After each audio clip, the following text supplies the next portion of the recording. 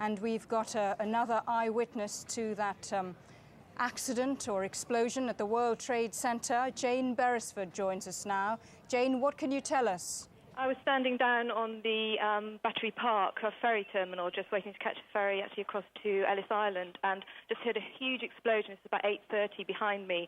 I thought perhaps a building was being demolished, but in fact, you saw there were just towers of smoke coming out within minutes. And again, we still thought it was just a building demolished. There wasn't any great sort of panic at that time.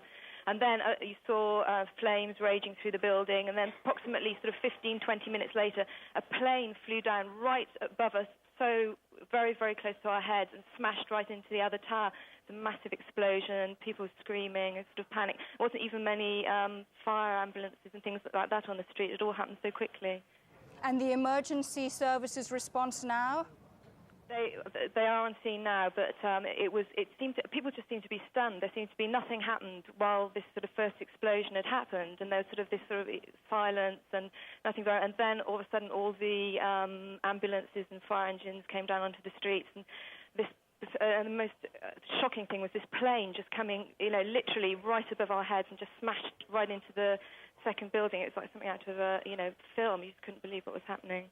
You actually saw the plane going into the side of the building? Smashed into the side of the building. I mean, you thought it was going to swerve to the left or the right to try and avoid it. It was so low, you knew it was on a collision course with the building, but it just seemed to be heading right for it.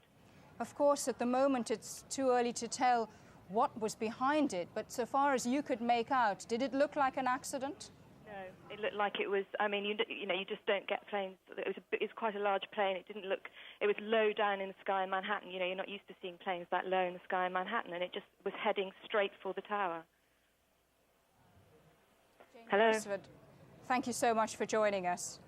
We're looking at pictures of the World Trade Center, which is